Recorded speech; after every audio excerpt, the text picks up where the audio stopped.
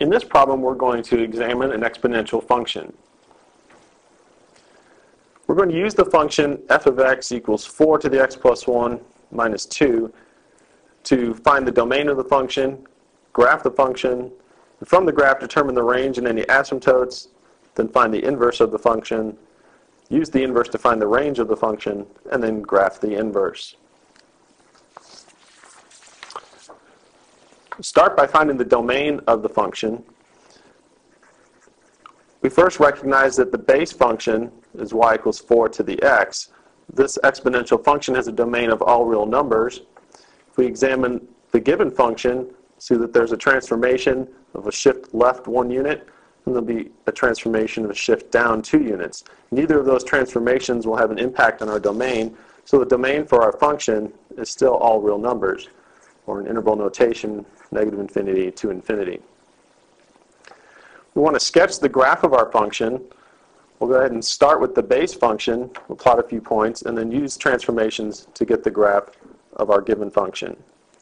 Our base function y equals 4 to the x has a horizontal asymptote at y equal to 0.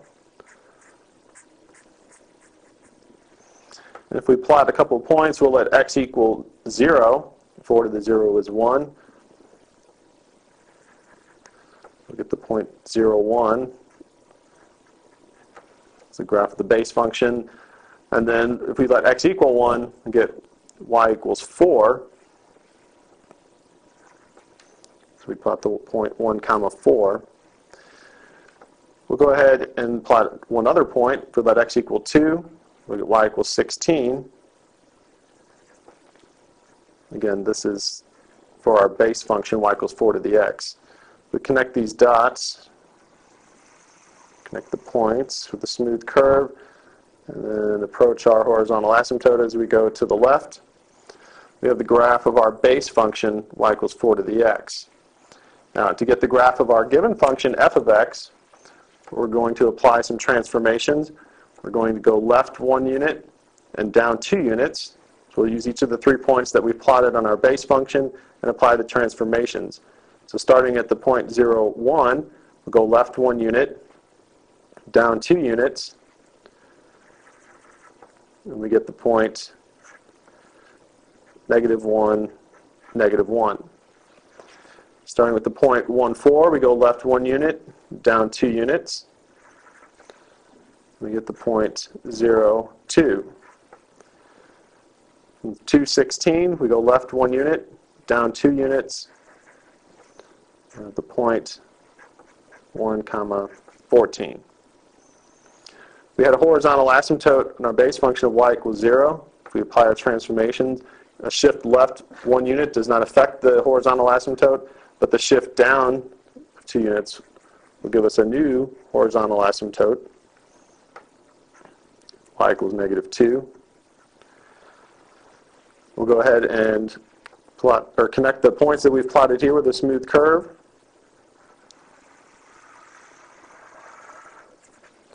Again, as we go to the left, we'll approach our horizontal asymptote. And so we have the graph of f of x. Now, in part C, we were asked to, from the graph, determine the range and any asymptotes. From the graph for f of x, we can see that the range will be the set of values for y that are greater than negative 2. In interval notation, let's say the range is from negative 2 to infinity. We saw with our transformations that we get a new horizontal asymptote of y equal to negative 2. So we'll list that horizontal asymptote, y equal negative 2. Now that we have the graph of our exponential function, we're going to shift our attention to finding the inverse of the function. We were given the exponential function f of x equals 4 to the x plus 1 minus 2. To find the inverse, we'll start by writing y equals 4 to the x plus 1 minus 2. Then we'll interchange the variables. We get x is equal to 4 to the y plus 1 minus 2. This will implicitly define the inverse function. We now need to solve for y. First thing we're going to do is isolate our exponential portion by adding 2 to both sides. So we'll have x plus 2 equals 4 to the y plus 1. Now here we're going to change form. Right now we have the exponential form. We're going to change to the logarithmic form of the equation. This will be log base 4 of x plus 2 is equal to y plus 1. Now we're trying to isolate y, so we're going to subtract 1 from both sides. We'll get log base 4 of x plus 2, then minus 1 is equal to y. This will be our inverse function, f inverse of x.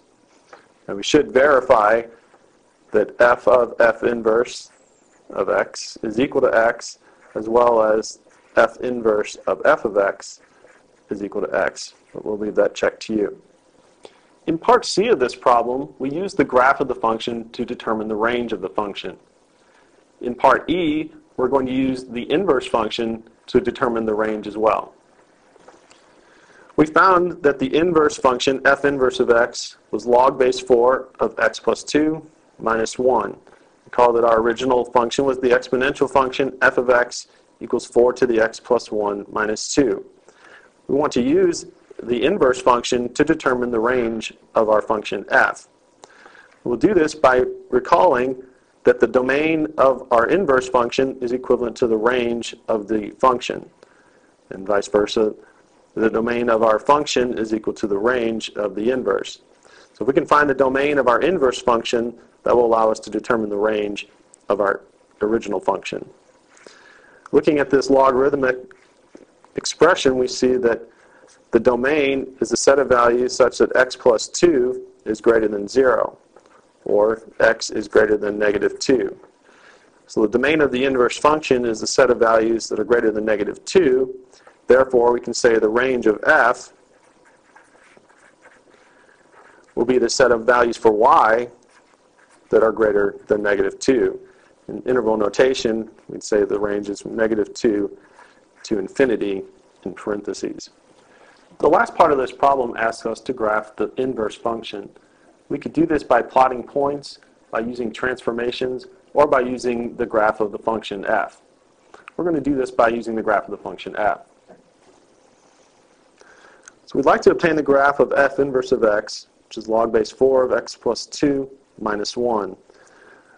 We graphed our function f of x, and we plotted 3 points, the point negative 1, negative 1, the point 0, 2, the point 1, 14, and we had a horizontal asymptote of y equal negative 2. The relationship between the inverse function and the function is that if the point AB is on the graph of f, then the point BA must be on the graph of the inverse. So we switch the coordinates of the points we plotted for f, and we'll get points that we can plot for the graph of our inverse. We'll start with negative 1, negative 1. If we switch the coordinates, we actually obtain the same point, negative 1, negative 1. Taking the point 0, 2 and switching the coordinates will give us the point 2, 0. Taking the point 1, 14 and switching the coordinates will give us the point 14, 12, 14. It's 14, 1. We had a horizontal asymptote of y equal to negative 2. We're basically switching the x's and y's, so to graph our inverse function, we'll end up with a vertical asymptote at x equal to negative 2. If we were to connect the 3 points with a smooth curve and approach our vertical asymptote, we would have the graph of our inverse function, f inverse of x. And we've got both the function and the inverse on the same graph. We've also drawn the line y equal to x to show the symmetry between the graphs of the function and the graphs of the inverse and the function. The two graphs are symmetric around this line y equal to x. And that gives us our reflective property with our points.